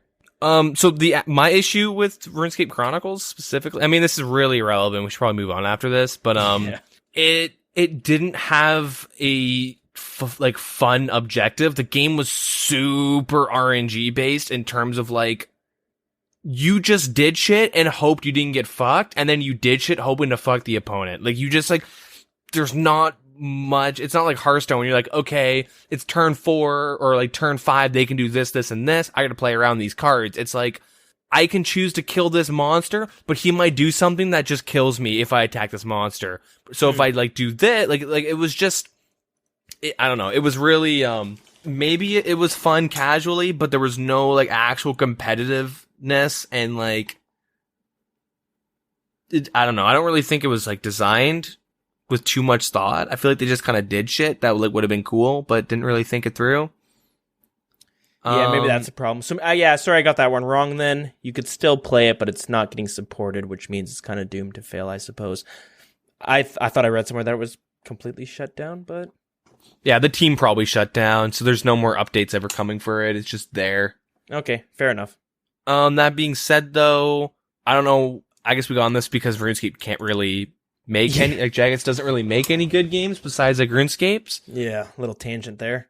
Yeah, I guess because of that, they're hiking up their prices for all new players before mobile comes out. A bit of that, and I also think that RuneScape 3 is... steadily kind of losing players, which means right now like RuneScape 3 makes, at least it was making more money than old school RuneScape, even though they had like a lot smaller player base. But the problem is that, well, not a problem, but a problem I guess for people who hate microtransactions, is that you had a small 1% of players who were whales, which we've talked about before, but they're people who spend hundreds and hundreds of dollars pretty consistently on microtransactions in the game. And that's what caused them to make so much money. I think they're kind of slowly losing some player base because not many new players are jumping into that game compared to old school RuneScape. And the microtransaction, the funds coming from the microtransactions might be decreasing as well, which prompts this price increase to our membership. So I think a lot of it, people would rather just try out, like new to RuneScape, they go to old school. RS3s does seem a little bit more overwhelming to jump into. Like, I tried getting into Elder Scrolls Online because I played it in the beta and it was super shit. I tried jumping in this week, and it felt like I'm only bringing this up because it would be like as if someone tried out RS3 for the first time. There's a bunch of random shit with daily rewards and like, oh, you hit level 5, you get all this free shit. Mm-hmm. Oh, you didn't have enough inventory? That sucks. You don't get any of it now. Like, all this really weird shit, and you're like, I don't want to play this. I just want to like sit down, turn my brain off, and kill shit. Yeah. Where like, that's very much old school, where you jump in, you're like, what do I do? I'll attack this man. I'll attack this goblin. Yep. I'll attack this cow. Like, you just kind of like, it's super easy to just kind of start playing. I don't know how it is for RS3, but the main thing with microtransactions, if it doesn't have a like increasing population, like if they can't, I think I mentioned the revolving door where like casual people come in and out. Mm-hmm. If they don't have casual players going directly to RS3, like ideally what Jagex wants is like, let's say every week 10,000 people try out RuneScape, but none of them stick around. They would want those 10,000 people to go into RS3, play it for a bit, maybe spend $5, be like, this kind of fucking sucks. And then, you know, they do their microtransaction or whatever, and then as they're on their way out, they try out old school. Like, I feel like that's kind of the Jagex plan, is to like, they want everyone to try out RS3 because they have more potential to make money. Mm-hmm. And if you're gonna leave, go play old school because there's more longevity. I'm not saying it's better. I'm biased. I'm going to say it's better. But I mean, like, there's more longevity when it comes to old school because there's no microtransactions. Like, that's the problem. Like, RuneScape 3, and by no means is a bad game. There's tons of people who enjoy that way more than old school RuneScape, and I can definitely see the appeal of it. Bunch of times I try to get into it, but as you said, with all the dailies, and then you get this treasure hunter thing, and you start getting overwhelmed, and you're like, shit, this is too much. Plus, with the microtransactions, it kind of, it really hurts your motivation for certain goals in that game. But they have some really badass looking bosses. Yeah, I love some of the animations. Yeah, the graphics are beautiful. Yeah. Like, aesthetically, that's like my preferred look, where it's like kind of cartoony, but not really. Like, it's got like a really unique look that I like a lot, and seeing some of the spells I think is really neat. But me trying to play it, it's like, it's like if you've never played MapleStory or something before, go jump on it for an hour, and that's what every person trying to RS3 kind of goes through, where there's like so much shit on the screen, you don't know what to do. Like, I'm gonna stop playing. And it feels like it has this like trickle effect where, like, if you've been playing RuneScape from 2007 to now, over time you're able to get used to all these updates that came out. But, you know, if they're going through the weekly updates that old school RuneScape is, someone who's never played it before has to deal with, 15, I guess 18 years of updates for the most part? At once? Yeah, it's oh baby. Yeah, it's quite a lot. That being said, that's probably a pretty good reason why memberships are also going up. It's not that they're milking the community for more. I think they kind of have to. Yeah. I think they realize that, like, microtransactions is killing RS3, and, like, you know what I mean? Like, you could spend, what did Dovius do? He spent, like, $10,000 maxing an account? I guess getting $10,000 from a player is, you'll be okay if they leave, because they'll never spend that much in membership. It's the issue, like, kind of related to Bondscapes. I should mention this. I believe they upped the price in bonds, didn't they? Yep, that went up as well. Which I think is okay as well. It's not a big deal. And for some reason, I do feel like a lot of this, the pricing of this is a big part of it because of RuneScape 3. Not just because they're losing, you know, some player base and they're not making as much money, but also RuneScape 3 cost a lot more money to run. If you have played the game, a lot of the quests have voice work. You know what I mean? The music isn't done by just one guy doing this like 8-bit sort of music. A lot of it's like full-on orchestras. Yep. So it's pretty impressive stuff, to be honest. I would love some of that shit to come into old school RuneScape, like voice acting and stuff. That'd be, whoa. Oh, man. Could you imagine? Let us do all the voice acting. Yeah. Save 2 people for every quest. I need bread and flour and water. Yeah. Like, you know what I mean? Go do a quest. I need 20 balls of wool. Super 8-bitty shitty, like, you know, like from like Atari. Anyways. But yeah, it's totally understandable that RuneScape 3 would cost more money to run, I should say. But yeah, the big issue is people are starting to be like, well, for a couple extra dollars a month, I could get into other games like World of Warcraft, which is kind of true, but, you know, they're 2 completely different games. Sometimes this was something I was thinking about bringing up earlier, but this week especially, I've been kind of getting the itch for World of Warcraft because the rating in that game is great. There's a good teamwork sort of feel to that when you're doing it with your guild, but they're 2 completely different games, and RuneScape gives me an enjoyment from that game that I can't get from World of Warcraft, and vice versa, I think, but more so RuneScape. Yeah. So, I mean, overall, I'm not super worried, mainly because I'm going to stay subbed. That's the main thing, is like, the only thing I'm worried about is a new player looking at the prices of membership and going, you're Australian, $13.50 plus tax a month. Yeah.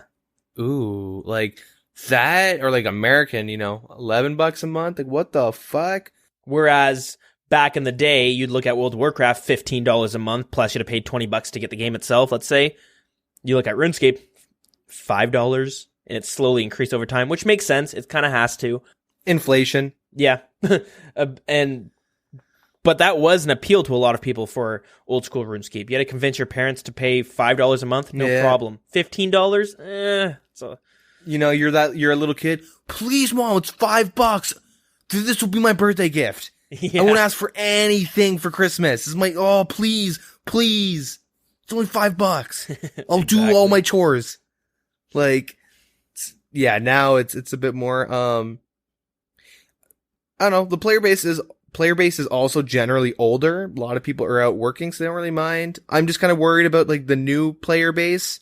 Yeah. Sitting in free to play, competing with a million fucking bots, and then like, because free to play and members, like the way it works in RuneScape is so different from any other game. Yep. Like most MMOs, you kind of get the whole game for free, but you pay to win. You get bonus experience, or like you can like buy gear. I guess you can kind of do that with bonds in this game, but you know what I mean? Like, there's like you get a game and then you pay for like a bonus package where you get like just better. The base game itself is completely better. In RuneScape, you just get more of the game. So for maybe a lot of people, if they've never played this before, they might be worried that like, okay, I get new skills and bigger world, but all I see are bots and scammers. You know what I mean? Like, they aren't aware. Maybe, okay, I can kill Obor. That's cool. There's other bosses. That's kind of cool. But Obor is kind of, he's okay. It's because it's so different. Just that 12 or I don't know. I'll just go with Canadian because we're Canadian. But that $12 commitment might be a little much for some people to like. It could be a bit daunting, but I think it is important to note that non-members, basically a demo of RuneScape, old school RuneScape, it's not a bad demo. No, it's totally good, but a lot of, like, for us, we couldn't go back to non-members now and we played it, we'd be like, this is horrible, but that's because we've stepped into the forbidden lands of members, you know what I mean? Of the members server. For a non-member, someone who's never had a membership for RuneScape before, I would be surprised if they don't thoroughly enjoy their experience on free-to-play, because it's pretty good. And then, once you make the commitment of paying the money, you start going, wow, this is 20 times bigger and better than what non-members was. Yeah. Okay, I will say, I have remembered my free-to-play account. I remember one podcast I mentioned, I don't remember the info. I did jump on them this week and last week and played them a bit. Okay. And I personally find free-to-play still fun, especially now with Corsair Curse out. Hell Giants isn't as swamped. True. But I still think free-to-play is good. And like, if you make an account with just the purpose of like, let me beat free-to-play. Let me get the best in slot range, mage and melee gear. Let me get the stats to equip them. Let me unlock ewes and swordfish. Be able to, cook them as well. Like, if that's your goal to kind of just like, get best in slot everything for free to play and whatnot, it's pretty fun. Like I've really enjoyed my time. Like I'm base 40s and stuff like that. I've been grinding Obor and stuff. Like I don't know. I think free to play does actually offer a lot, but it does. I also know everything that I'm doing. Like there's a lot of people that are just completely confused, but I don't know why we're talking about this. I'm going on random tangents this episode. something. It's not a big deal that Jagex is milking us for more money. Or milking newer players for more money. Yeah, but yeah, I want to go back to the non-members because I think this is kind of interesting. When you look at what non-members has to add compared to what it used to, you got tons of quests, you got a fair bit of skills, you have every combat skill, you have PvP, now PvP worlds, you have bosses, you have minigames, even though they're dead, but they're there, and you have gear that's fairly hard to get. Like Rune is not the hardest to get, but you got gilded and shit. If you know what I mean, you have a lot that you can constantly be working for in non-members. Yeah. They have Zamrock robes now. Oh shit! Hell yeah! You'll be surprised that like no one fucking knows about that. I'll be walking around. What's that? Zamrock robes. How much? 50K each. Really? No, haha, I'm kidding. They're really cheap. Yeah. Oh, are they good? Yes, they're the best. Oh, I think it's safe to move on. So yeah, price increase. That's about it. Yep, that's it for the news. Fun stuff. So I guess we'll move it right along to the community and events that are going on. I basically have two things that are kind of tied in together. One thing is something we probably should have talked about before. I think it just slipped our minds. I had it in our notes, but I just kept forgetting. Anyways, we don't normally go over the polls once we've originally talked about them because Eventually in the future, we'll talk about the release, and you get to know everything that passed then. But since this is Raids 2 with a bunch of new items, we'll quickly go over the things that did fail. So the new raids, Theater of Blood, and the quest that came along with it all passed. The Bastion potion, which is a ranging potion and a super defense potion put together, that passed. Same with the Mage potion plus the super defense. But the Totality potion, which was basically a super combat potion with a magic potion and a ranging potion all together, that did not pass. The Vigor potion, which was a potion that restored your prayer, as well as giving you a weak stamina potion effect for 1 minute instead of 2, that didn't pass. Neither did the Super Prayer potion, which was standard prayer potion, but it also gave you an additional 6 prayer points over the course of 30 seconds. That failed. The Hilt did pass, but the prayer, which was basically an overhead that gave you a boost to your melee attack and strength, but lowered your defense, that failed. And all the armors that we talked about, the Scythe, the Rapier, the Staff, the Justiciar armor, that all passed except for the ranged Vambraces. That did not pass. Any thoughts on that? So most of the potions, or pretty much all the potions, don't pass, right? So except for the super defense and ranged, and then the super defense and magic potion. Yeah.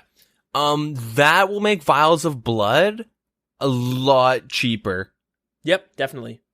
So it means recharging the new trident, whatever, the Gwen Stefani, this Sanguinesti staff, make that even cheaper to recharge. That's the only thing I really took from that. I am kind of worried with the super range, mainly because ranged is the best DPS by far as of right now. Oh, definitely. With rigor, you bring ranged to bandos now in teams if you have rigor. Yeah, that is true. Which is weird because bandos is known for having really high range defense. That's the only reason why I'm bringing that up specifically. Range is really good. Super ranged will be super strong. Probably I don't know. I don't know. It could be expensive to use, but the Vials of Bloods, there's not so many uses for them. Yep. I guess it also depends on the amount of people able to actually farm raids. Yep, that's There's true. going to be a very small portion of the community that's going to be able to farm raids. Yeah. But yeah, whatever. I kind of expected most, if not all, of the potions to fail. Yeah, it makes sense. I like the potions, but with the whole power creep and people being afraid of it, to have them all coming from this one raid, maybe not such a good idea. Maybe in the future, it might fit more, but having the ranged and magic potion, having a defense with it, makes sense since we already have the super combat. I'm sure one day we'll see the totality potion, but maybe to bring that out with them is a little bit too much. So save it for later, I suppose.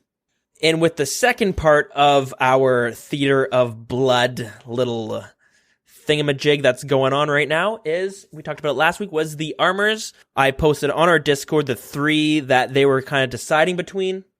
They ended up opting for basically a mixture of 2 of the armor designs. So what we have now, and I actually already have this currently posted up on our Discord, so you might have already seen it. The voting between 3 different styles of the armor. So basically, I'm not going to go ahead and try my best at describing this. I'll just quickly give a run through. They have set A, which has these little ears and a long plate skirt, basically. It looks kind of like a samurai looking armor, sort of. Then they have set B, which doesn't have the little ears, and it has a shorter skirt, basically close. It kind of looks like a Bando's tassets. And the third option, option C, has a long plate skirt, but the helmet has these kind of wings on the top of it, and they're pretty big. So they all look pretty cool in my opinion. You're able to vote on them. Deagin, what are your thoughts? Which one do you like? I liked the B one. Yep. I thought it was the nicest. I think most people liked C, was it? Well, people are kind of in between A and B. Oh, sorry, I'm looking. You're talking about the ones with when they're changing the styles of the ears, right? Yeah, the last. Okay, yeah, I was looking at the when they were trying to figure out which ones to keep working on. Yeah, I was looking at the wrong poll. Yeah, I like B a bit. A is okay, but I think the ears are a bit too big. C, It's got these fucking, like, Star Wars-esque fan type things on the head. I don't know why. Like, it looks, you know what it looks like? Like, I don't know, some shit from Halo or something. I don't know. It looks really weird, though. C's pretty shit, but... See, the main reason I wanted to bring this up was because there's a lot of differencing in opinions. So, in the polls, you're able to vote on both the helmet and the skirt. The plate is the same for all three of them. Yep. So you kind of mix and match which ones you like. So, originally, I was agreeing, I think you said B was the one you liked the most? Yep. That one, at first, I was like, that's the one I like the most. But the more I looked at C, the one with the ridiculous helmet, I kind of liked it. Because it does look a bit ridiculous, but it reminds me of an armor. It reminds me of armor that you would expect to see like Sarah Doman's personal guards wearing. Like they look kind of, I don't know, they just look a little, I don't know how to explain it, but they look more legendary, I suppose. Yeah. I look at them and it reminds me of something from Diablo 3 when you're in like the heavens and you have all those arch knights, the archangel knights. Yeah. That's what it kind of reminds me of. And it started to grow on me a bit. Yeah, I think like maybe it's a bit too big. I would like some cool feathery, you know, some styly thing, kind of like the Nadazon helm. Mm-hmm. How the ears are in that. I just don't, maybe if they were like rotated them similar to the Nadazon, where they're more like ears instead of like satellite dishes. Yeah, okay, fair enough. 'Cause you couldn't even like run in that. You're like 0 wind resistance. Yeah. But it is way better than the original design. Oh god, yes, the original design. Like I would prefer those wings on his feet, hands, chest, give him big wings in the back. You know what I mean? Put those everywhere over like some deformed bird. Yeah. Go back on our the Wilderness Podcast channel on Discord and you'll see the post of it. It is comical to say the least. Yeah. I do gotta say though, C does have my favorite skirt. So yeah, I just wanted to bring that up because it looks pretty cool. This is what we're going to be expecting to see. All three of them look great, and as you mentioned, way better than the original design. Titan on our Discord, I think, says it best about the third option, option C. He said, that winged helmet looks like it would either be really cool in game or the jankiest thing, which I totally agree. It would either be fucking sweet or it would look so bad. Yeah. There's no mid-grounds. Either, yeah, exactly. Anyways, you can go out there and vote for it in the polls. Basically, the original design was based off of Ming's design on Reddit. So it was pretty good. Good work out there. The one thing I would have preferred to see is like them hold the best in slot gear and stuff. Oh yeah, because I think like the most important is that like I think it should look good with the relative gear you're going to be wearing. Like if you look at these images, you'll see them wearing like what are those, the Bandos upgraded boots or whatever. I forget what they're called. Yeah. And the barrel gloves, and they don't really work with the armor. Like the coloring is not. I know they will look different in game because they can't apply this type of a coloring in game. Mm-hmm. Inferno Fiasco, but just refer to that. Yeah, I don't know. I'm kind of like, I don't want it to like look bad. I don't want to be wearing like a DFS and be like, this looks like shit. But I think it will look really good wearing like a DFS and like a Hasta or something. I think it'll look pretty badass. Ellie, I'm not too sure. You also got to think sometimes people aren't going to have the full set either, right? They might have just the odd piece here and there. So it would be cool for them to do it on stream, showing the chest plate with the Bandos tassets or the full set with Bandos chest plate. You know what I mean? Random pieces like that to see how it works. Yep. But it looks really good. I'm pretty happy with this design. I'm excited to see it to come into the game. So that's basically it. I guess spoilers for if you're not going to vote on it. Option B, the helmet with no wings, is the one currently passing. With C, the helmet that I actually like, that one's not passing at all. It's last. And for the skirts, option C, the long-plated skirt, is what people are voting for, it seems like. Nice. I would say so. Yeah, I think that's basically it for the news this week. And that means we will move on to our lore segment.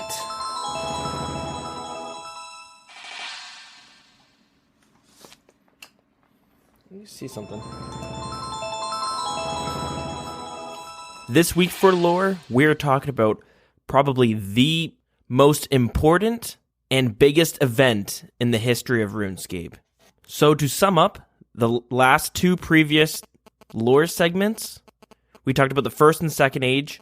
If the first age began on year 0, with Guthix finding Gielinor and shaping the plains for a world where life could exist, and ending on the year 4000, where Guthix descends into his first slumber, where he will hibernate for thousands of years, which leads right into the second age, which, as I just mentioned, begins on the year 4000, where Zamorak, who at the time is one of Zeros' generals, betrays Zeros, killing him and allowing Zamorak to ascend to godhood, which means it brings us to the third age, which begins on the year 6000. So with the fall of Zeros, it caused a huge rift within the Zerosian Empire, which at the time was the biggest empire on Gielinor, where he controlled huge cities and regions in the world. This caused many rebellions against Zamorak within the Zerosian Empire, which marks the start of the God Wars. Many of the gods wanted to conquer this new empire and to control most of Gielinor, and in doing this, it caused the biggest all-out war that we have ever known on RuneScape. Many of these battles caused devastation on landscapes and causing a wasteland all throughout the world. One of the first cities to fall was Hollowvale, which during the Second Age, as we have talked about, it was the biggest Saradomist kingdom. After the fall of Hollowvale, Saradomin sent armies to attempt to liberate the city in eastern Mauritania. Accompanying these armies were a group of 6 legendary warriors. Although these armies and warriors were unable to liberate the city, losing a devastating amount of casualties and the death of these 6 mighty warriors. We do not know exactly how they fell, but today we can see the graves of these warriors buried in Mauritania. These 6 warriors are known as the Barrows brothers. With Saradomin losing the Battle of Hollowvale, he was forced to retreat from Mauritania, where he lost all control to Zamorak. He then sent 7 priestly warriors to defend against the Zamorakian forces from invading the region of Misthalin. The 7 priestly warriors were killed in battle while trying to defend against the Zamorakian armies. All except for one warrior, Ivandis Sirges. Ivandis was later then killed in battle on the border of Misthalin and Mauritania. Sometime after this, we see the battle and destruction of the great Zerosian city of Senitsin. We do not know which army was the cause of this destruction. It could have easily been a battlefield of the forces of Saradomin against Zamorak, where the Zerosian city Senitsin was caught in the middle and held victim, as the 2 great armies attempted to divide and conquer different sections of the Zerosian Empire. The city of Senitsin has been believed to have been 3 times larger than the city of Varrock, but the events that took place that caused the destruction and fall of this great city is largely unknown, and the ruins of this once great city can be found at the archaeological dig site east of Varrock. One by one, many great Zerosian cities begin to fall, and his once great empire begins to crumble as the gods Saradomin and Zamorak continue their battles across the lands. The 4-3 campaign, later on known as the Wilderness Campaign, is where we see the last major Zerosian cities fall. These cities at the time were known as Padiwa, Carol, Lassar, Dariak, Karolongar, Anakarl, and Gorok. With most of these cities falling, the last of Zeros' followers retreated to the Caridian desert where they lived in exile. And with this, the knowledge of powerful magic spells were then easily forgotten, as only a few remained that had the knowledge of how to use them. And these magics were known as the Ancient Magics.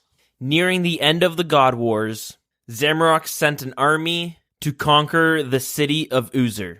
Uzur, at the time, was an advanced civilization whose people were experts in magical craftsmanship. This city was unique as it did not worship just one god, where many of the people worshipped Saradomin, Zamorak, as well as Armadil. The city of Uzer had created stone golems, and using magic, had them purpose to defend the city if ever attacked. The Zamorakian army was led by the chief lieutenant Thammaron.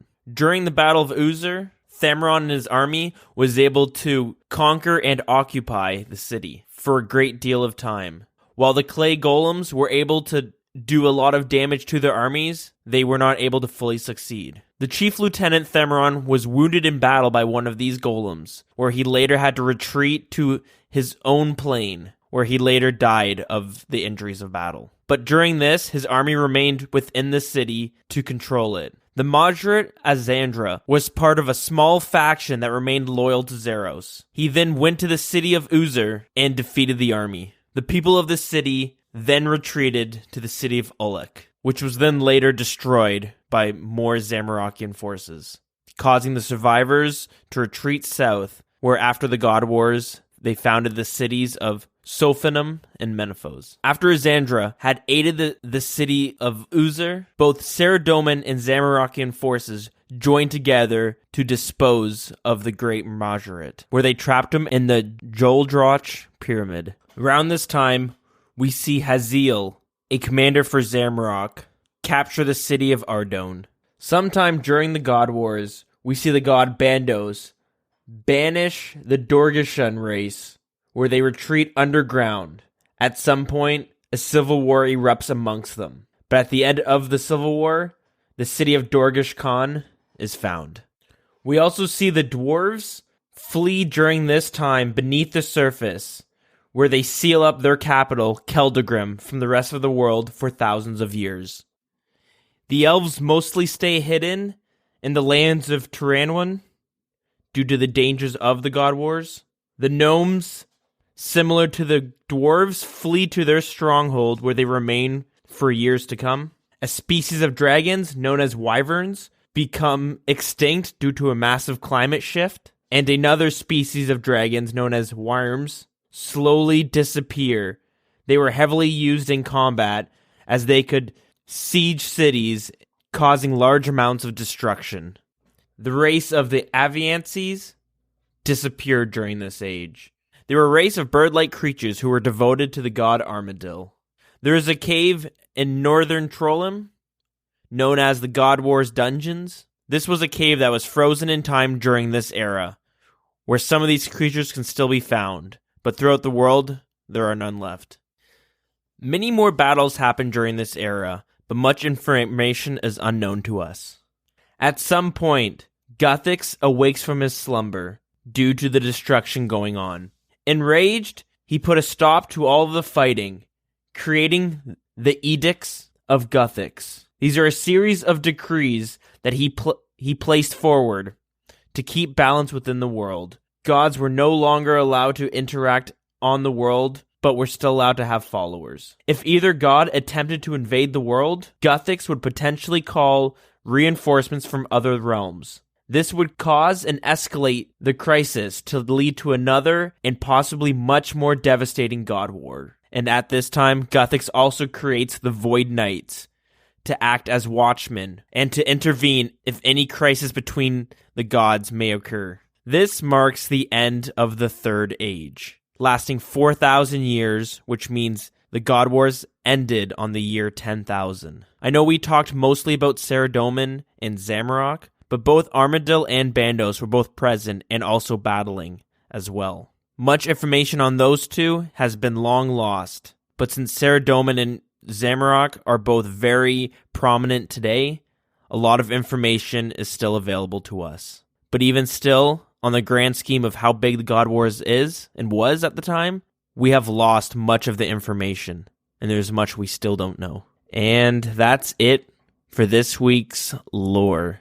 Next week, we'll be talking about the Fourth Age. Alrighty, now that that is done, that means we basically bring this one on home, don't we? Yeah, I think it's time to wrap it up. Alright, guys. So if you want to follow us on Twitter or any of those platforms and play with us in game, there are a number of ways of doing that. Our clan chat is WildCC. Our Twitter is @TheWildernessRS. Our Facebook is facebook.com/TheWildernessPodcast. And our email is thewildernesspodcast@gmail.com. And if you're listening to this on Twitter, feel free to comment. We do get some comments every now and then, saying some very kind words. So quickly, a quick shout out to Jake Kruger, Anton Biagi, and Cass. Thank you very much for the kind words on our YouTube video. We also have a Discord that you guys can jump in and basically see the things we post. I try to keep good with posting them on Facebook and Twitter, but it gets kind of troubling. Not troubling, but it's kind of do a lot of it at work.